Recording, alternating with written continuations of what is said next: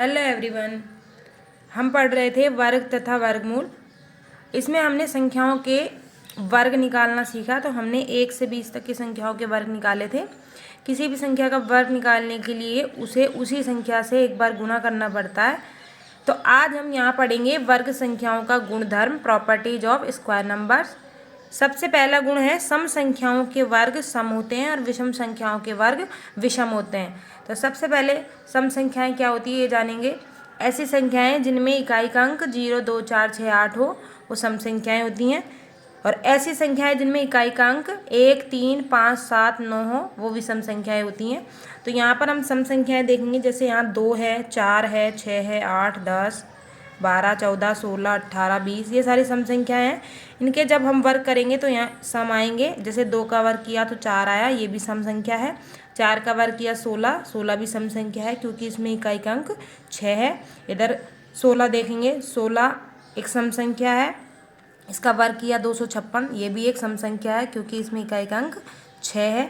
तो इस तरह से सम संख्याओं के जो वर्ग होते हैं वो भी सम होते हैं। विषम संख्याओं के वर्ग भी विषम होते हैं। विषम संख्या यहाँ पर 1, 3, 5, 7, 9, 11, 13, 15, 17, 19। तो इनके हम वर्ग देखेंगे। जैसे 1 का वर्ग देखा हमने, 1 आया, ये भी विषम है। जैसे यहाँ पे 17 देखते हैं, 17 का वर्ग, 17 एक विषम संख्या है क्योंकि इसमें इकाई का अंक 7 है। इसका जब वर्ग किया तो 289 आया, ये भी एक विषम संख्या है क्योंकि इसमें इकाई का अंक 9 है। अगला गुणधर्म है पूर्ण वर्ग संख्याओं में इकाई अंक 0, 1, 5, 4, 6 या 9 होता है। यदि इनके अलावा 2, 3, 7 या 8 हो तो वो पूर्ण वर्ग संख्याएं नहीं होती है। हमने पूर्ण वर्ग संख्याएं निकाली थी ये वाली 20 तक। इनमें इकाई का अंक 1 है, 4 है, 9 है, 6 है, 5 है, 6, 9, 4, 1, 0। यहाँ पर भी देखेंगे इकाई का अंक तो 1, 4, 9, 6, 5, 6, 9, 4, 1, 0 ये है, यानी इन्हीं संख्याओं में से है। यहाँ पर इकाई का अंक ना तो 2 है, ना 3 है, ना 7 है, ना ही 8 है। तो ऐसी संख्याएं पूर्ण वर्ग संख्याएं कहलाती हैं जिनमें इकाई अंक 0, 1, 4, 5, 6 या 9 होता है। अगला गुणधर्म है वर्ग संख्याओं के अंत में शून्यों की संख्या सम होती है। जैसे यहाँ पर हमने ये वर्ग संख्या ली हमने, जैसे यहाँ पे 100 है एक वर्ग संख्या, इसमें जो शून्य है ये 2 हैं, 2 एक सम संख्या है। यहाँ पर भी 20 का वर्ग किया था हमने, 401 वर्ग संख्या आई थी। इस वर्ग संख्या में भी शून्यों की संख्या सम है। या हम कोई भी संख्या ले सकते हैं। जैसे 400 का स्क्वायर लेंगे, 400 का स्क्वायर होता है 1,60,000। तो यहाँ पर भी जो ये वर्ग संख्या है इसमें शून्यों की संख्या 4 है, यानी 4 एक सम संख्या है। तो कभी भी वर्ग संख्याओं के अंत में शून्यों की संख्या विषम नहीं होगी, सम ही होती है। अगर विषम होगी तो वो एक पूर्ण वर्ग संख्या नहीं होगी।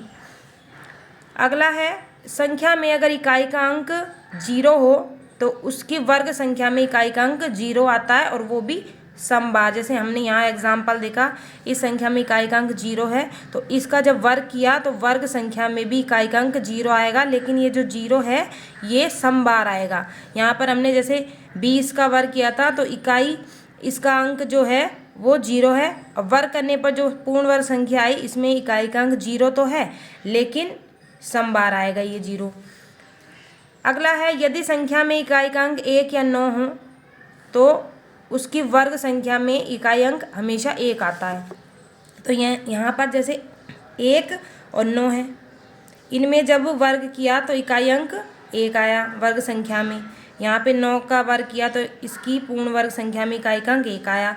इधर भी देखेंगे हम 11 में इकाई अंक 1 है तो इसकी जब वर्ग किया तो वर्ग संख्या में भी जो इकाई अंक है वो 1 आएगा। यहाँ पे 19 है, 19 में 9 है इकाई अंक तो इसका वर्ग किया तो जो वर्ग संख्या है उसमें इकाई अंक 1 आएगा। अगला है यदि संख्या में इकाई अंक 4 या 6 हो तो वर्ग संख्या में इकाई अंक हमेशा 6 आएगा। तो जैसे यहाँ पर 14 है, 14 में इकाई का अंक 4 है तो इसका जब वर्ग किया तो जो इकाई अंक है वर्ग संख्या में वो 6 आएगा। 16 में भी इकाई अंक यहाँ पे 6 है तो वर्ग करने पर जो संख्या है उसमें भी इकाई अंक हमेशा 6 आएगा। यदि संख्या में इकाई अंक 5 हो तो वर्ग संख्या में इकाई अंक 5 ही होता है। जैसे यहाँ पर 15 है, 15 में इकाई अंक 5 है, इसका वर्ग जब हमने किया तो वर्ग संख्या में इकाई अंक 5 आया। इधर भी जैसे संख्या में इकाई अंक 5 है, इसका वर्ग किया तो वर्ग संख्या में भी इकाई का अंक 5 आएगा। यदि संख्या में इकाई अंक 2 या 8 हो तो उसकी जो वर्ग संख्या होती है, वर्ग करने पर जो संख्या प्राप्त होती है उसमें इकाई अंक हमेशा 4 आता है। जैसे यहाँ पर 12 है, 12 में इकाई अंक 2 है, तो इसका जब वर्ग किया तो वर्ग संख्या में इकाई अंक 4 आएगा। 18 है, 18 में इकाई अंक 8 है, लेकिन वर्ग किया तो इकाई अंक 4 आएगा।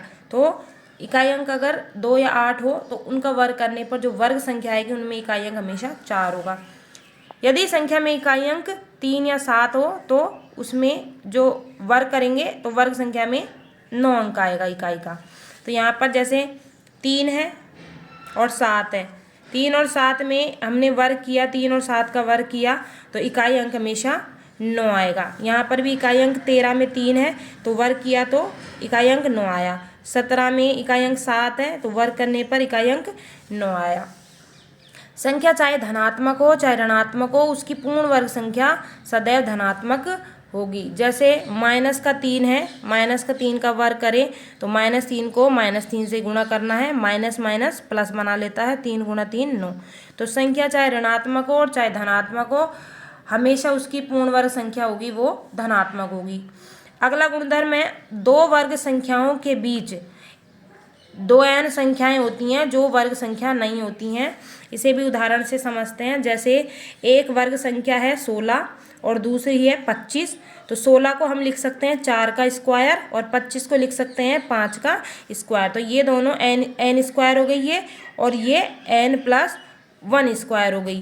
तो यहाँ पर 4 का स्क्वायर और 5 के स्क्वायर के बीच में यानी 16 और 25 के बीच में 17, 18, 19, 20, 21, 22, 23,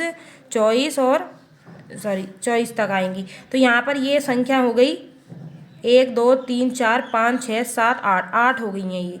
तो इसे ऐसे ना लिखकर इस सूत्र से निकाल सकते हैं। यहाँ पे 2n कर देंगे, सीधा n को छोटे वाले को मानेंगे n, तो 2 × 4 हो जाएगी सीधा सीधा 8। या फिर हम एक और लें उदाहरण, जैसे हमने 2 लगातार संख्याएं ली, जैसे 7 का स्क्वायर और 8 का स्क्वायर।